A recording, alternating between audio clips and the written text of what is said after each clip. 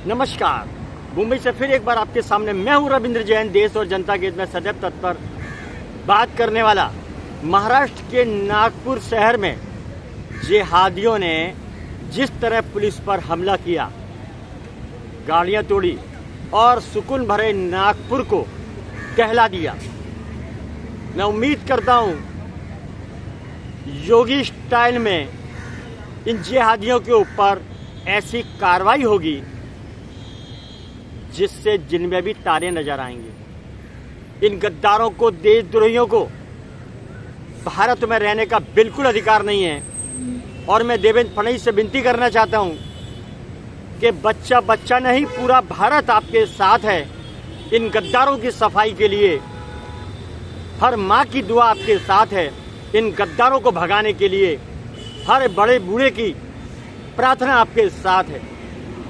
देवेंद्र फडणवीस से विनती करता हूं कि राष्ट्र के लिए, राष्ट्र के प्रति कोई समझौता नहीं होना चाहिए।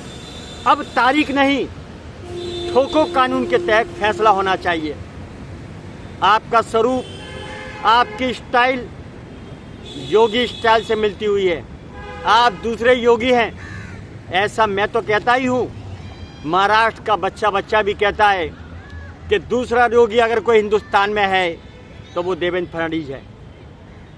ये आपके ऊपर जो विश्वास कायम किया है, आप विश्वास लायक हैं, इसके लिए विश्वास कायम किया है बच्चे बच्चे ने, जन जन लोगों ने, बड़े ने, बूढ़े ने, महिला ने, बच्चों ने, सभी ने आपके ऊपर एक ऐसा वक्तव्य दिया है कि देवेंद्र फडणवीस महाराष्ट्र को और महाराष्ट्र में ये जो जिहादी हैं उनकी सफाई अपने तरीके से योगी स्टाइल में करेंगे, जरूर करेंगे।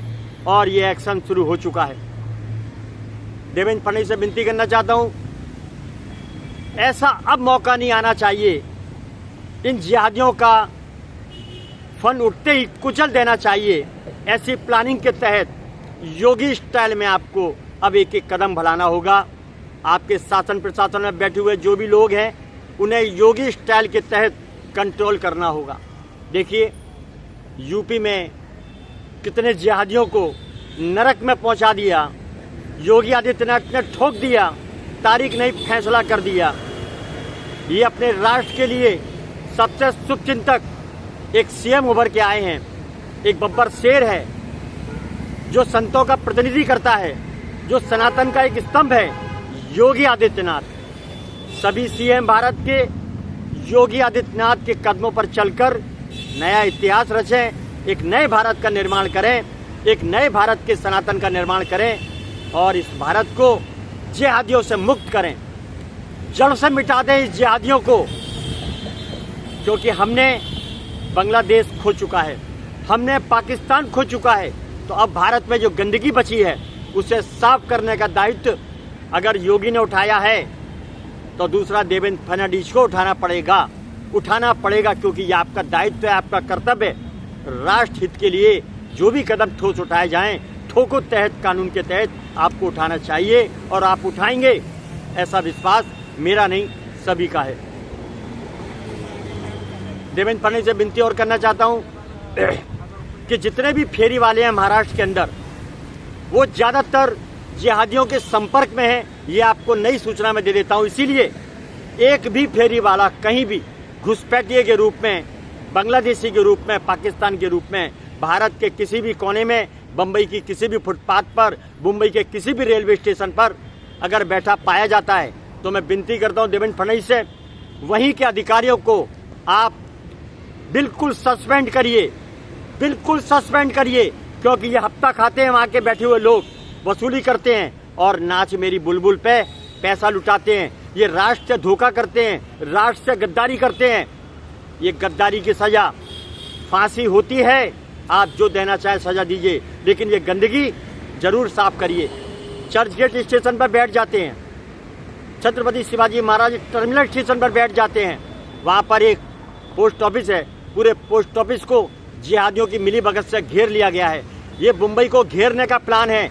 कल नागपुर में हुआ, परसों नागपुर में हुआ, कभी बंबई में भी हो सकता है, लेकिन उसका पूरा तरीका, भीड़ इकट्ठी करने का तरीका मैंने आपको बता दिया। ये जिहादी फुटकर फेरी वालों के रूप में चारों तरफ से मुंबई को घेर रहे हैं। इसका खामियाजा भुगतना पड़ेगा और हमारी इसमें शासन प्रशासन के लोग मिले हुए हैं, चंद लोग जो वसूली करते हैं। ऐसे वसूलीबाजों को अगर आप सीधा कर देंगे तो मुंबई माया नगरी, मुंबई हॉलीवुड, मुंबई आर्थिक नगरी, मुंबई श्री राम का गढ़, मुंबई परशुराम का गढ़, यहाँ पर सीता जी आई थी, राम आए थे बाल किशोर में। ये पवित्र भूमि है योद्धाओं की, शिवाजी महाराज का नगर है, संभाजी महाराज का नगर है। यहाँ पर 26/11 हो चुका है, अब कोई भी 11 नहीं होना चाहिए, न ये नागपुर बनना चाहिए।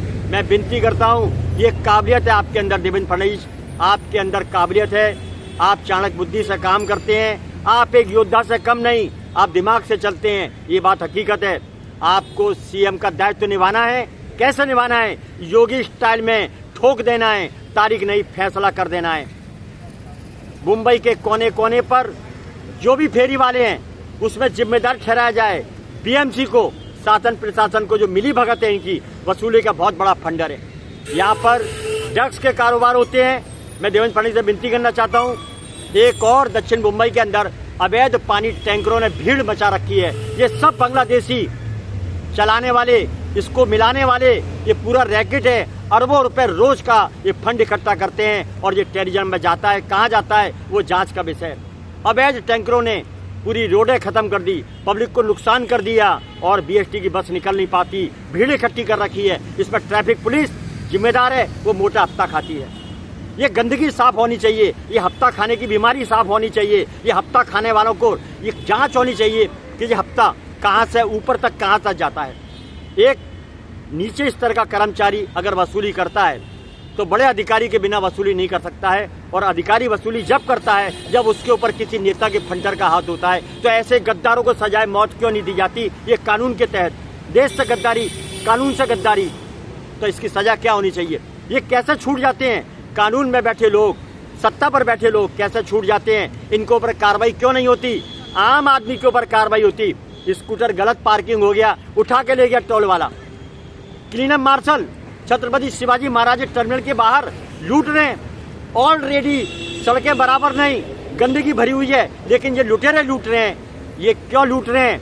इसमें कहीं ना कहीं शासन प्रशासन में जो बैठे हुए वसूलीबाज हैं, नाचने वाले हैं, बुलबुल को पैसा लुटाने वाले हैं, ये वही लोगों का कारनामा है जो मुंबई की इस नगरी को बदनाम करते हैं। छत्रपति शिवाजी महाराज, संभाजी महाराज की इस नगरी को शर्मसार करने में तुले हुए हैं। क्लीनअप मार्शल ये बहुत बड़ा काम कर रहे हैं, फ्री का माल लूट रहे हैं, काम न धंधा, पकड़ो 10,000 रुपए रोज का जेब में डाल के लेके जा रहे हैं। क्लीनअप मार्शल सही है या गलत है? वर्दी पहन ली, 100 रुपए की वर्दी आती है क्लीनअप मार्शल की, पहनकर लूट रहे हैं जनता को।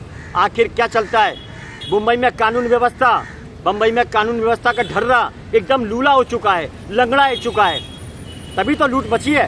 कार पार्किंग के नाम पर पट्टे लगा रखे हैं गली में, वो लूट रहे हैं, करोड़ों रुपए रोज लूट रहे हैं। और क्लीनअप मार्शल लूट रहे हैं, फेरी वालों को बैठाया जा रहा है, उसका माल बरामद हो रहा है, फेरी वाले बैठ रहे हैं, जनता को क्या बेच रहे हैं कुछ पता नहीं, लेकिन इसमें एजेंसियां कहीं ना कहीं शामिल है, मोटा हफ्ता खाती है।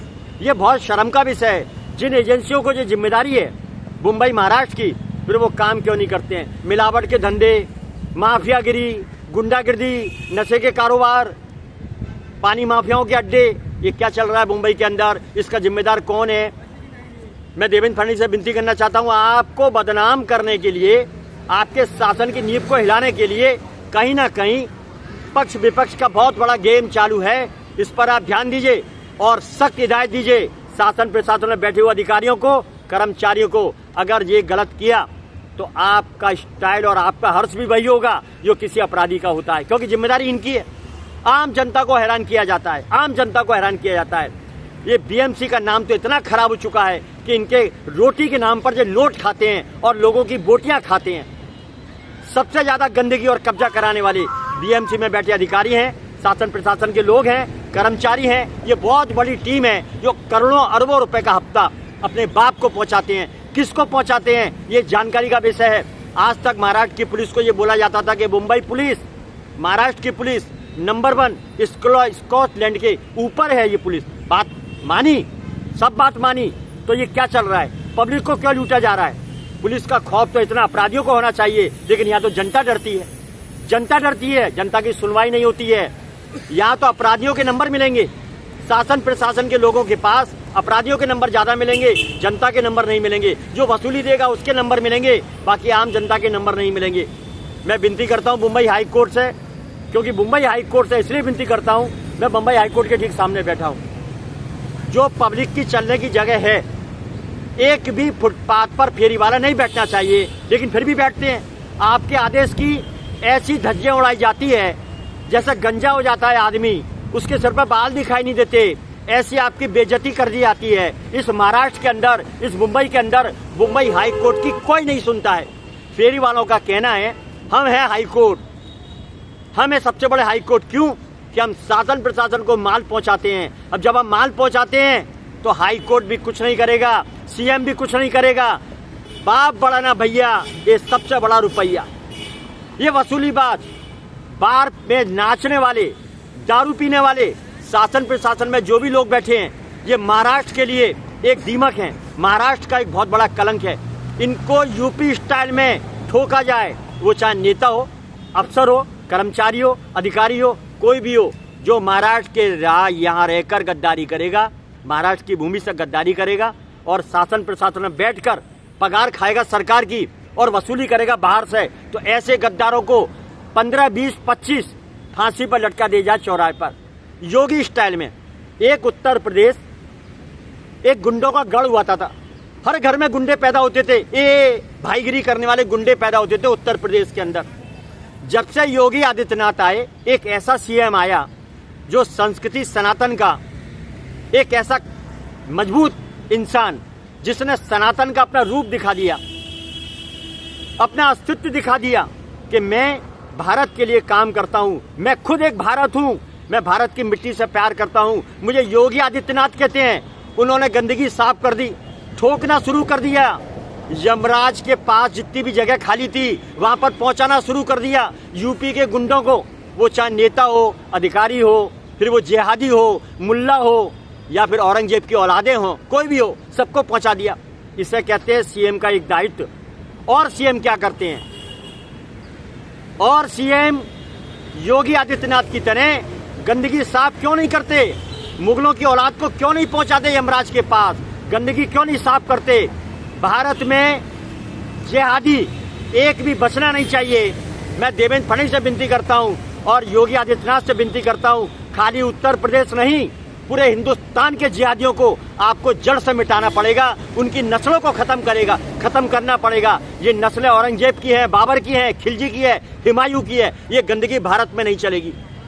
जाओ पाकिस्तान, जाओ बांग्लादेश, जाओ, जहां जाना है वहां जाओ। अब हिंदुस्तान में ये गंदगी नहीं चलेगी। हमारा भारत श्री कृष्ण का है, महावीर का है, राम का है, परशुराम का है, छत्रपति शिवाजी महाराज का है, संभाजी महाराज का है, पृथ्वीराज चौहान का है, महाराणा प्रताप का है, अहिल्याबाई का है, महारानी लक्ष्मीबाई का है। मैं विश्वास करता हूं हम सबको एक होकर प्रोत्साहन करना चाहिए हमारे देवेंद्र फडणवीस को, जो योगी स्टाइल में उतर चुके हैं, अब रुकने का नाम नहीं लेंगे, जिहादियों को जड़ से साफ करेंगे इन्हीं उम्मीदों के साथ। और मुझे दुख होता है जिन जिहादियों ने नागपुर के अंदर पुलिस पर हाथ उठाया, डीसीपी के ऊपर कुल्हाड़ी चलाई। मैं विनती करता हूं सभी पुलिस बल से कि ऐसे जिहादियों को आप कानून के तहत ऐसी सजा दें कि उनकी 7 पुश्तें पैदा होने में डरें, भारत में जन्म लेने में डरें। ऐसा आप ठोस कदम उठाइए। इन्हीं उम्मीदों के साथ मैं अपना वक्तव्य समाप्त करता हूं और देवेंद्र फडणवीस से विनती करता हूं, योगी स्टाइल में महाराष्ट्र के अंदर आप चुन चुन के जिहादियों का सफाई करेंगे और गंदगी साफ करेंगे, और एक भी फेरी वाला जो फुटपाथ हैं जनता के लिए, जनता को जो तकलीफ देगा, उनकी आप सफाई करेंगे। इन्हीं उम्मीदों के साथ प्रणाम, नमस्कार, जय हिंद, जय भारत।